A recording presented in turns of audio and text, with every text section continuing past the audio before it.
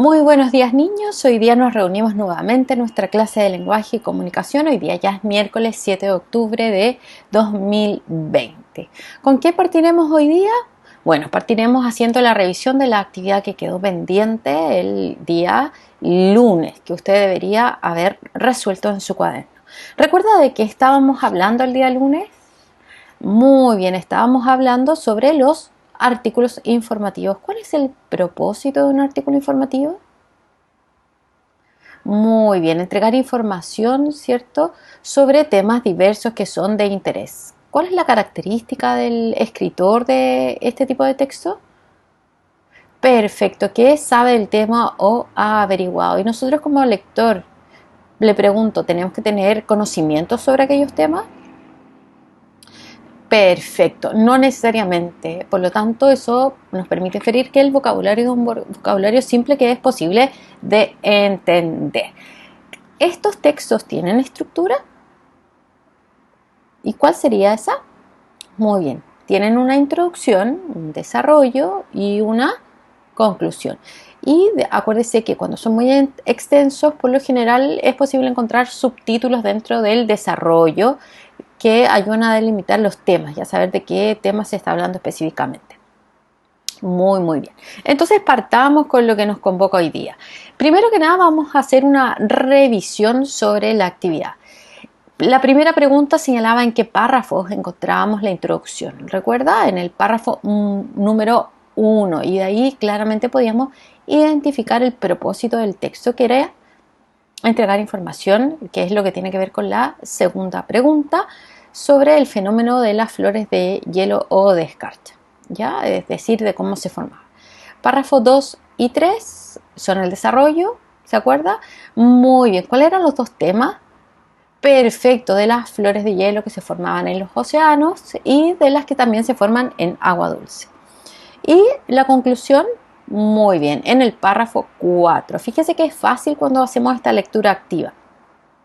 Y como lo dijimos en la introducción, nos indicaba que iba a hablar sobre estas flores de hielo o de escarcha. ¿Y dónde se puede ver esta opinión del autor del texto? Bueno, cuando hace mención de que son fenómenos maravillosos, ¿cierto? Y espectaculares. Eso tiene que ver con la opinión, y a mí como lector, si me dicen eso, me llama inmediatamente la atención y me pone alerta para poder leer. ¿Qué son las flores de hielo? Bueno, las flores de hielo son formaciones de hielo que tienen formas de flores, pero es que no es que sean flores como el concepto que acuñamos siempre, sino que tienen estas características en cuanto a su forma que las asemejan. ¿Cómo se forman? Se forman cuando muy bien se escapa este vapor de agua a través de las grietas de las fisuras de aguas congeladas y se congela al entrar en contacto con el medio ambiente, ¿ya?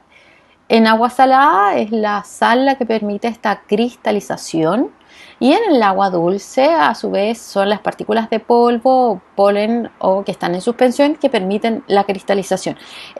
Es decir, un factor común es que debe haber una partícula que permita esta cristalización y no debe haber viento, eso es importante.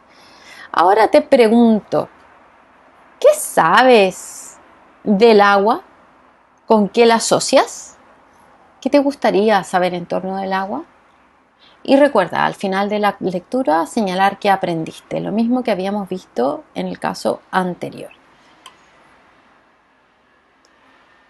Si recordamos, este tipo de texto lo podemos encontrar en los diarios, al igual que las noticias. Eso podría uno señalar que tienen en común. Y la diferencia entre una noticia y un artículo informativo que encontramos en un periódico, muy bien, perdón.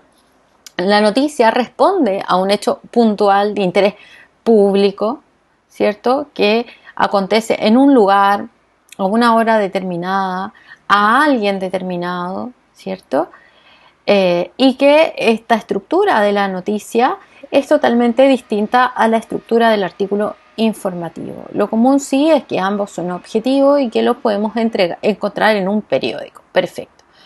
Entonces, recuerda esta lectura activa con estos pasos que uno va haciendo en la medida que va leyendo y que va conectando toda la información.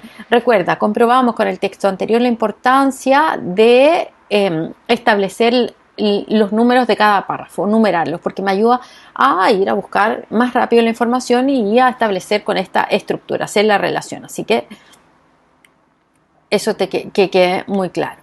¿Cuál es nuestro objetivo de hoy? Analizar un artículo informativo. Fíjate que por lo general lo que hacemos siempre es que trabajamos con el tema, vemos sus características, vemos su estructura, para luego ¿qué hacer? Poner en práctica todo lo que hemos aprendido. No se te olvide ir registrando en tu cuaderno aquellas cosas importantes. Si se te olvidó una idea y escuchaste que la dije, vuelve a anotarla porque te ayudará a estudiar mejor. Entonces, anota el objetivo, corregiste tus preguntas y la fecha de hoy. A trabajar entonces. Lo que vamos a hacer es que vamos a leer juntos, yo voy a leer la primera parte de este texto para que luego tú continúes con tu lectura. Recuerda siempre ir haciéndote preguntas a medida que lees. Imagina toda el agua. El agua que consumimos afecta directamente las vidas de personas de todo el mundo. ¿Cómo? Porque el agua que se usa para elaborar los productos que consumimos a diario suele provenir de países y regiones que padecen escasez de este recurso. Por este motivo es importante que entendamos mejor de dónde procede nuestra agua para que podamos consumirla con más eficacia. Te pregunto, ¿cuál es la función de este párrafo? ¿La tienes claro? ¿Cuál es el propósito del texto que vamos a leer? ¿Tipo de texto que vamos a leer? Perfecto. Entonces ahora te invito a que sigas leyendo solo. Fíjate que hay una imagen ahí que te ayuda también a complementar la información. Fíjate cómo te ayuda, qué información es la que te entrega. ¿De acuerdo? Sigamos. Esto también es parte del texto y donde dice: el arroz es un alimento tan seco como parece. El arroz es un alimento básico en todo el mundo, pero producirlo suele suponer un costo. Los principales productores de arroz son los países asiáticos como la India, Pakistán y Tailandia, donde la escasez de agua constituye un gran problema. Los campos de arroz se riegan de forma extensiva, a menudo utilizando agua de manantiales o pozos escasos.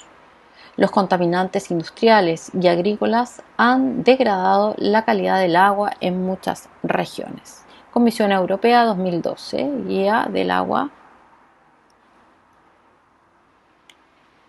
Entonces, ¿qué vas a hacer? Vas a anotar estas preguntas en tu cuaderno. ¿Qué es la huella del agua? ¿Cómo puede afectar el agua que consumimos a personas de otras partes del mundo? ¿Cuál es la diferencia entre el uso directo o indirecto del agua? Explica con un ejemplo. Cuando utilizas papel para escribir, ¿estás haciendo un uso directo o indirecto del agua y por qué? ¿Qué relación existe entre la información del arroz incluida en el recuadro final del texto y el resto del artículo? Busca la relación, claramente. Entonces, queridos niños, hoy día es práctica. Van a leer, van a analizar, van a responder las preguntas de que estaban en el primer cuadro, que me imagino que las respondieron, la pregunta final y estas preguntas. ¿De acuerdo? Sinopsis, es decir, nuestro resumen, queridísimos. ¿Qué tipo de texto es el que acabas de leer y por qué? Bueno, ustedes lo han dicho, es un texto informativo que nos habla acerca del agua. Muy bien. ¿Cuál es su estructura? Perfecto. Tiene una introducción, un desarrollo y una conclusión. Perfecto. ¿Dónde puede encontrar este tipo de texto? En diarios, perfecto. También en revistas como el National Geographic o alguna de ese estilo. También en los libros de estudio. El lenguaje, ¿necesito saber mucho sobre el agua para poder leer este tipo de texto? No es cierto. En realidad podemos leerlo sin estar muy interiorizados sobre el tema. ¿cierto? ¿Por qué? Porque es cercano en cuanto al lenguaje y la intención es que podamos comprender e interesarnos en relación al tema. Entonces, niños, me despido. Nos vemos el viernes con una nueva información y un abrazo muy, muy grande. Que te cunda el trabajo hoy día en términos coloquiales. Un beso y nos vemos ya el día viernes con una clase distinta, ya no de contenido, pero sí donde podemos integrar todo, todo, absolutamente todo lo que sabemos.